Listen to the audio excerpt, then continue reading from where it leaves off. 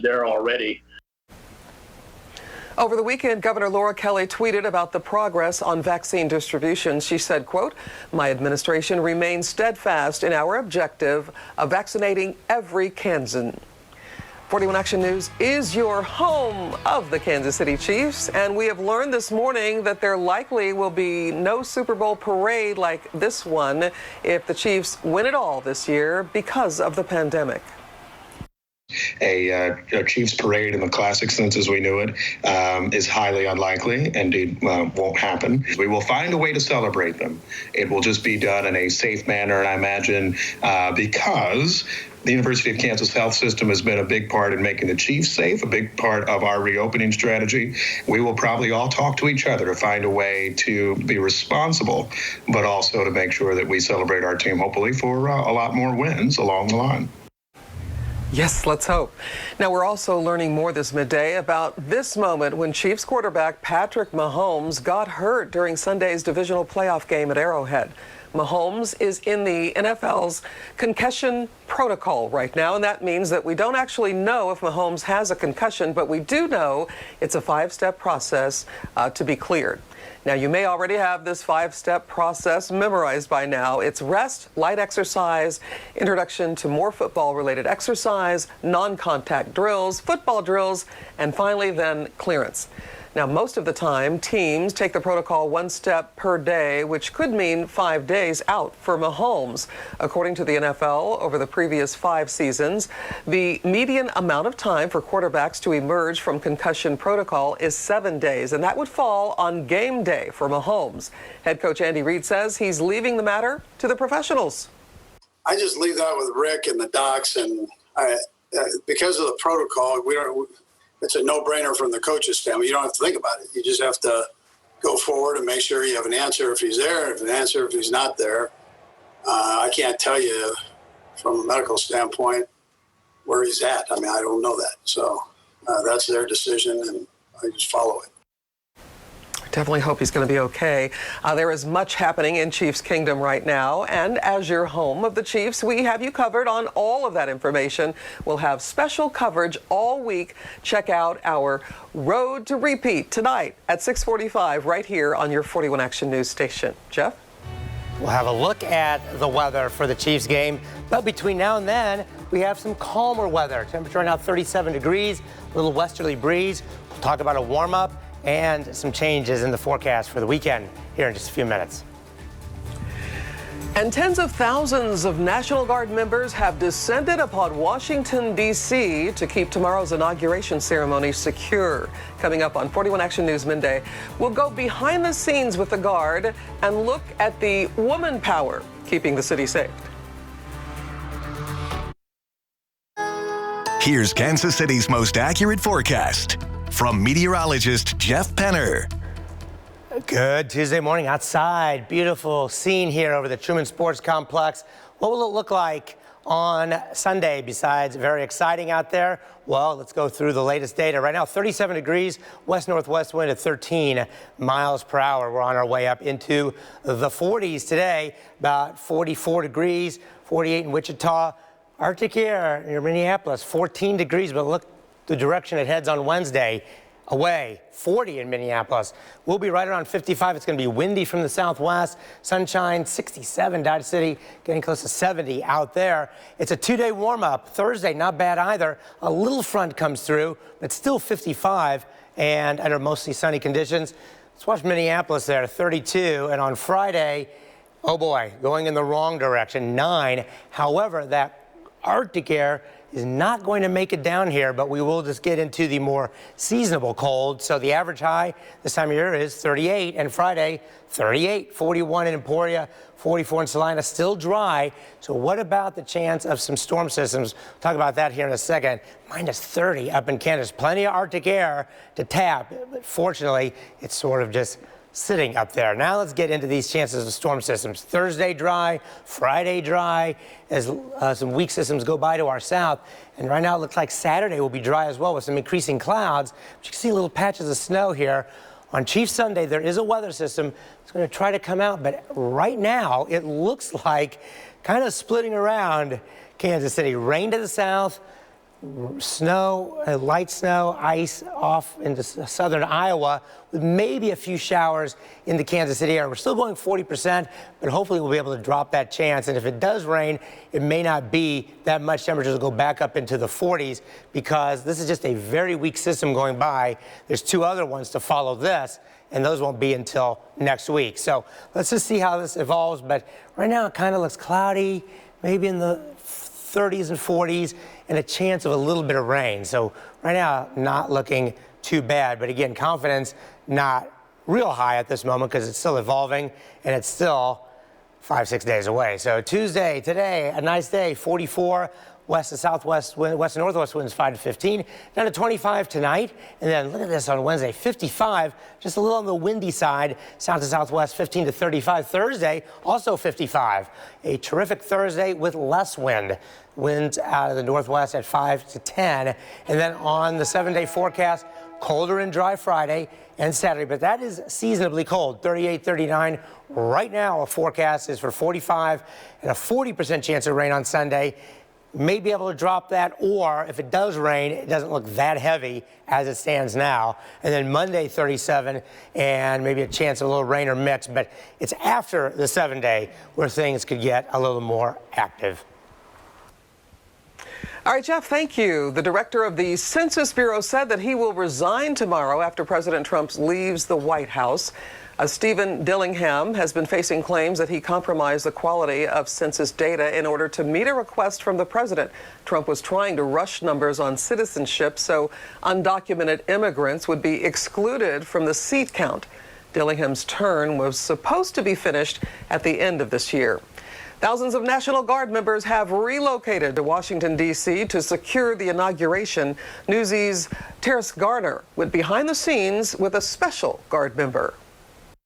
There are many security checkpoints across the city, and as you can see behind me, many of them are armed. But what you don't see are the men and women who are working behind the scenes to make sure that the National Guard can actually get to their locations. Meet Army Specialist Liz Marie Navarro. She's kind of a big deal around the Capitol. It feels powerful. It feels powerful. Not many people see a woman that drives a vehicle this big. Yeah, that's her behind the wheel of what they call the wrecker. I think it's awesome. I think it's a very huge responsibility on us as well. Her unit deployed to D.C. with more than 300 vehicles after the insurrection.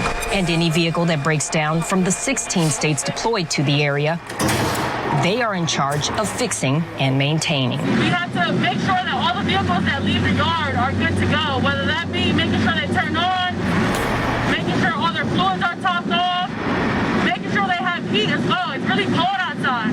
We don't want our guys to be shivering outside and not be able to come back into the warmth in the vehicle. Navarro is the only woman from the Pennsylvania National Guard towing vehicles across the Capitol, something she never thought she would ever do, especially during an inauguration.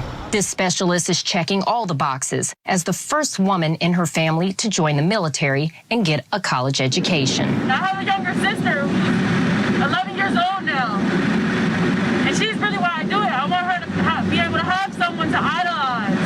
I didn't really have that idol of like the person who joined the military or went to school. I come from a long line of construction workers. I want to be that role model for my sister. We're expecting up to 25,000 National Guardsmen on the streets of D.C. this week, meaning she and others in her unit will be responsible for making sure every vehicle is mission ready. Terrace Garnier, Newsy, the Capitol. Check it out. This is the catch of a lifetime. We're going to hear from a Chiefs fan who was in the right place at the right time.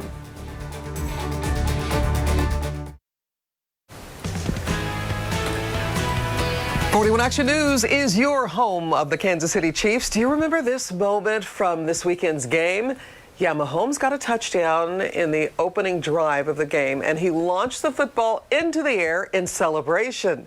Well, we found out who caught that ball. Meet John White. He said the catch felt like it was in slow motion, but he eventually was able to snag it with one hand. His family was watching from home, but his kids are less impressed with Dad and more impressed with Mahomes. Thank you, because my dad didn't even have to move for the ball. It just hit him right in the chest. It's almost like it was perfect. Yeah, it was so perfect. White says that he has no plans to sell that ball. Jeff? And we are in for some nice weather, but changes for the weekend. Could it affect the Chiefs game? We'll take a look at that coming up. While scrolling through your news feeds, do you sometimes wonder if the information is true? What is new is the incredible speed in which this kind of misinformation can spread. Coming up on 41 Action News Midday, consumer investigator Kat Reed will show us how to spot false information on social media. A new documentary is bringing attention to our veterans and the stress they're facing. We're talking with the filmmaker on Midday about alternative treatments for PTSD.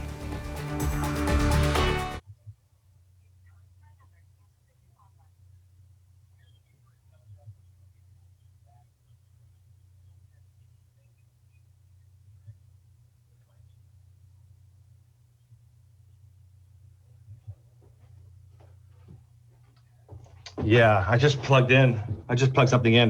Can you hear me? Okay. Okay. Hey, Michael, it's Cynthia Newsome. Thank you for being with us. I want to make sure I say your last name correctly. How do you pronounce it? It's Geyer. Geyer, got it. Okay, very good. Yeah. That's what it looked like. I just want to make sure. All right, so this was, did this change you at all, this project? And I just wondered if that's a good, you know, we're going to talk about alternative treatments in the film, but did it change you? Did you discover some things yourself? Well, what I discovered was the fact that I didn't know anything about post-traumatic stress, and I thought it was something that only the military dealt with.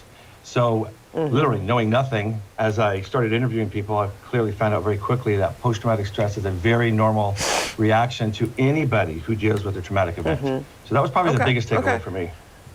Okay, great. I might start with that, and then we'll go into the normal stuff. All right, thank you. We're ready. Okay, all right.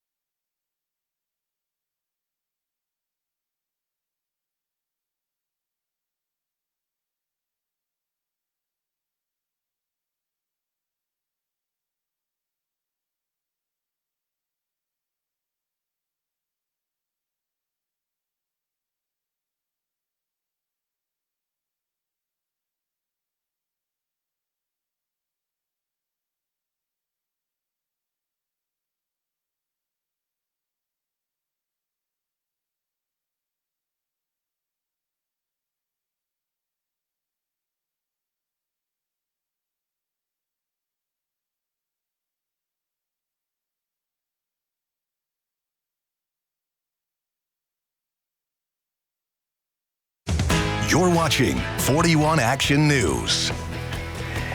And welcome back to 41 Action News Midday. I'm Cynthia Newsome. Let's take a look now at stories making headlines this midday. Nearly 25,000 National Guard members are in Washington, D.C. this midday, providing security for the inauguration. President-elect Joe Biden will take the oath of office tomorrow. Troops are in D.C. because of the riots 2 weeks ago at the U.S. Capitol. And today is President Donald Trump's last full day in office. He is set to leave Washington tomorrow morning with a military send-off. He's expected to be at his Florida home at Mar-a-Lago before Biden's inauguration. Trump becomes the first president in 150 years to skip his successor's inauguration.